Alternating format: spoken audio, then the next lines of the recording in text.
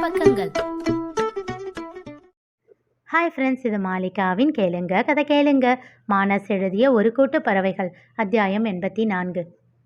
Sir, cellphone லாஸ்ட்டாக அந்த வீட்டில் தான் சுவிட்ச் ஆஃப் ஆகியிருக்கு. கேட்ட செய்தியில் ஆதியின் முகம் ஒரு முறை புருவம் முடிச்சிட்டு விலகியது. சரி, நான் பார்த்துக்கிறேன் என்று விட்டு அழைப்பை துண்டித்தான். ஜூஸை குடித்தவாறே பார்வையை வீட்டில் சுழல விட்டான். என்ன மாப்பிள்ள பார்க்குறீங்க? தமயந்தி கேட்டார். இல்லை, இந்த வீடு மினி அப்பா அவங்க அம்மாவுக்காக கட்டினது இல்லை.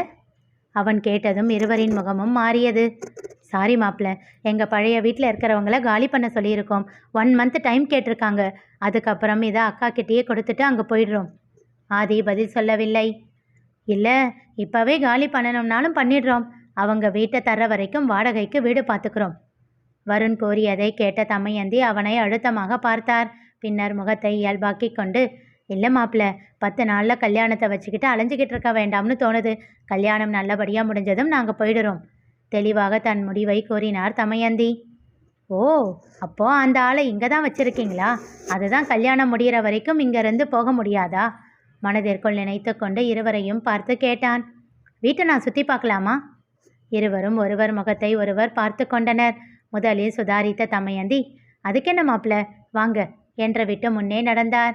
அடேங்கப்பா, கொஞ்ச நேரத்துக்கு முன்னாடி இவருக்கு ஒன்றும் தெரியாது போல, பாவம் அப்படின்னு நினச்சது எவ்வளவு தப்பு மனதிற்குள் நினைத்து கொண்டான் ஆதி.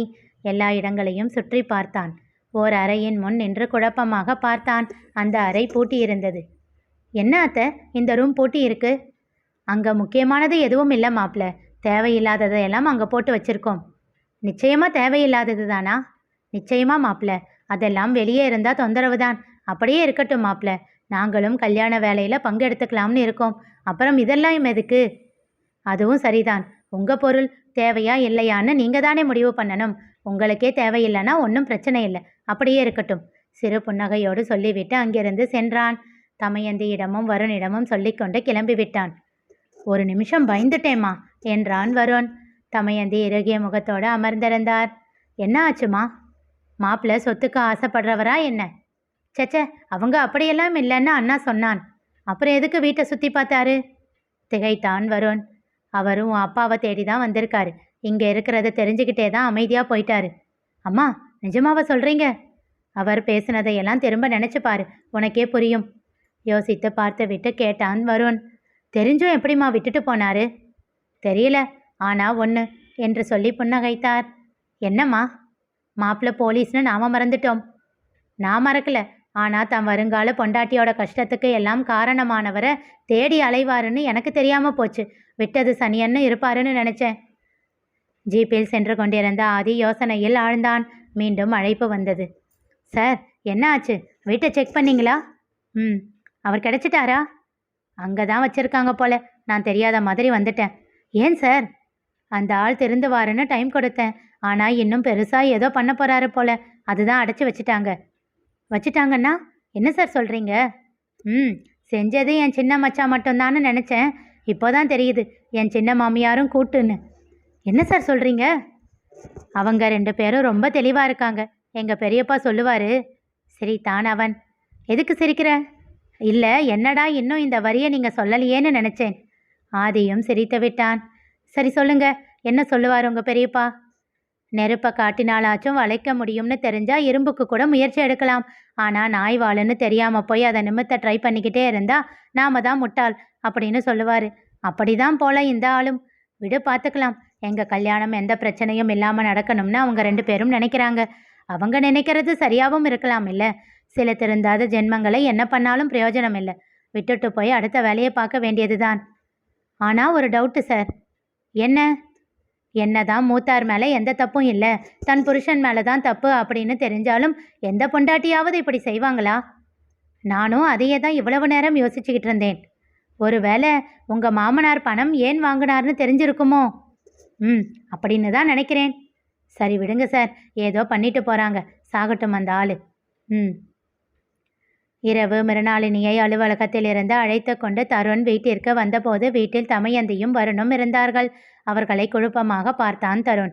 மிருணாளினி நாயகியை பார்க்க அவர்களை வரவேற்குமாறு பார்வையாலேயே கெஞ்சினார். அமைதியாக வாங்க என்றால் இருவரையும் பொதுவாக பார்த்து. என்னம்மா திடீர்னு என்றான் தருண். அவர் வருணை பார்க்க அவன் எழுந்து மிருணாளினியிடம் சென்றான். தன் கையில் இருந்ததை அவளிடம் நீட்டினான். அவள் அதனை வாங்காமல் என்ன என்பதைப் போல் பார்த்தாள். பெரியப்பா கஜேந்திரன் கிட்ட வாங்கின கடன், அதை திருப்பி அடைச்சாச்சு. அந்த பத்திரம்தான் இது, வாங்கிக்கோங்க என்றான். கையை கட்டி அழுத்தமாக அவனை பார்த்தாள். எங்க அப்பா வாங்கின கடனை நான் அடைச்சிக்கிறேன், இதெல்லாம் தேவையில்லை. மிருனா, இங்க பாரு, நீ கம்பெனி ஆரம்பிக்கிறதுக்காக இந்த வீட்டை பேங்க்ல அடமானம் வச்சு பணம் வாங்கியிருக்க. அதை நாங்கள் அடைக்கலையே, அது நீ எடுத்த முடிவு, அதை நீ பார்த்துக்கோ, அதில் நாங்கள் தலையிட மாட்டோம். ஆனால் இது அப்படி இல்லை. மாமா பிஸ்னஸ் விஷயமா தான் கடன் வாங்கியிருக்காரு. கணக்கில் வராத பொருட்கள் எல்லாம் வாங்கி வியாபாரம் பண்ணியிருக்காங்க 2 பேரும். உங்கள் அப்பா இறந்ததும் அதை பற்றி தெரிஞ்சும் ஏமாற்றி இருக்காரு உன்னோட சித்தப்பா. இப்போதான் வருண் எல்லாத்தையும் கண்டுபிடிச்சான். அதனால் நியாயமாக அந்த கடனில் 2 பேருக்கும் பங்கு இருக்குது. உங்கள் பங்குக்கு ஏற்கனவே வீட்டை விற்று பணம் கொடுத்துட்டீங்க. இதை நாங்கள் அடைச்சிடுறோம். நல்லா பேசுகிறீங்க சித்தி, எப்போ இப்படியெல்லாம் பேச கற்றுக்கிட்டீங்க? பரவாயில்லையே என்று ஏளனமாக சிரித்தாள் மிருணாளினி. மெல்ல அவள் அருகில் வந்தவர் அவள் கன்னம் வருடி கூறினார்.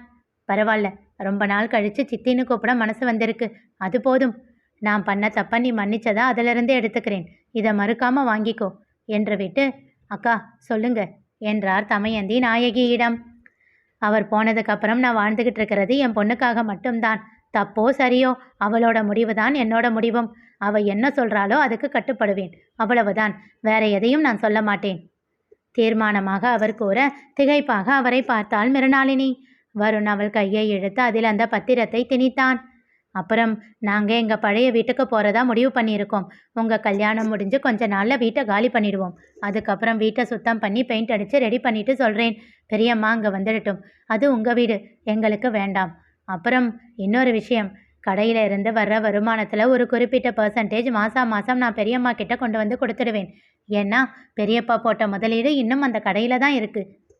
மிருணாளினி ஏதோ சொல்ல வர அவளை தடுத்து விட்டு தான் கொண்டு வந்த பையிலிருந்து இன்னொரு பத்திரத்தை எடுத்து காட்டினான். அந்த கடையை இனி பார்த்துக்கிற பொறுப்பு என்னோடதுன்னு அப்பா கையெழுத்து போட்டு கொடுத்துட்டாரு. அதனால் இனி எல்லா முடிவையும் நான் மட்டும்தான் எடுப்பேன். யாரையும் பேச விடாமல் அடுத்தடுத்து அவன் சொல்லிக்கொண்டே போனதில் எல்லோரும் திகைத்து போய் பார்த்தார்கள். டேய், நீ இன்னும் காலேஜே முடிக்கலையே என்றான் தருண். அதனால் என்ன, இன்னும் 1 வருஷ படிப்பு தானே இருக்குது. நான் கடையில் ஆளுங்களை வச்சு பார்த்துக்கிறேன். சிசிடிவி எல்லாம் இப்போ எதுக்கு இருக்குது? அது மட்டும் இல்லாமல் எனக்கு மத்தியானம் வரைக்கும் தானே காலேஜ், மற்ற டைம் எனக்கு போதும். மிருணாளினி அவனையே இமைக்காமல் பார்த்து கொண்டு இருந்தாள். என்ன அப்படி பார்க்குறீங்க? உன்னை சின்ன பையன்னு நினச்சேன். சில சந்தர்ப்பமும் சூழ்நிலையும் நம்மளை மாற்றிடுறது இயல்பு தானே. ஏன் உங்களுக்கு தெரியாதா? உங்கள் பெரிய மாமனார் 17 வயசுலேருந்து தனியாக குடும்பத்தை பார்த்துக்கிறாராமே. எனக்கு இன்னும் 2 மாதத்தில் 20 முடியுது. ஸோ இது ஒன்றும் பெரிய விஷயம் இல்லை. அவன் பேசுவதை மிருணாளினியும் நாயகியும் வியப்போடு பார்த்து கொண்டு இருக்க தருண் அவன் அருகில் வந்தான். வருண், நீ சொல்கிறதெல்லாம் சரிதான்டா. ஆனால் நீ சொல்கிற எல்லாத்துக்கும் அப்பா எப்படி ஒத்துக்குவாருன்னு நினைக்கிற? அவரை பற்றி உனக்கு தெரியாது. அவர் ஒத்துக்காமலா கையெழுத்து போட்டிருக்காரு? அதுதான் எப்படின்னு கேட்குறேன். அதெல்லாம் உனக்கு எதுக்கு? அக்காவோட கல்யாணத்துக்கு அப்புறம் நீ எங்கள் கூட வருவியோ இல்லை பெரியம்மா கூட இருப்பியோ, அது உன்னோட இஷ்டம். அதை நீங்கள் பேசி டிசைட் பண்ணிக்கோங்க. அம்மா வாங்க போகலாம் என்று விட்டு தன் பையை எடுத்துக்கொண்டு கிளம்பினான் வருண். 1 நிமிஷம் நில்லு என்றாள் மிருணாளினி. இனி நிகழப்போவது என்ன தெரிந்து கொள்ள தொடர்ந்து கேளுங்க, கதை கேளுங்க. மீண்டும் சந்திப்போம்.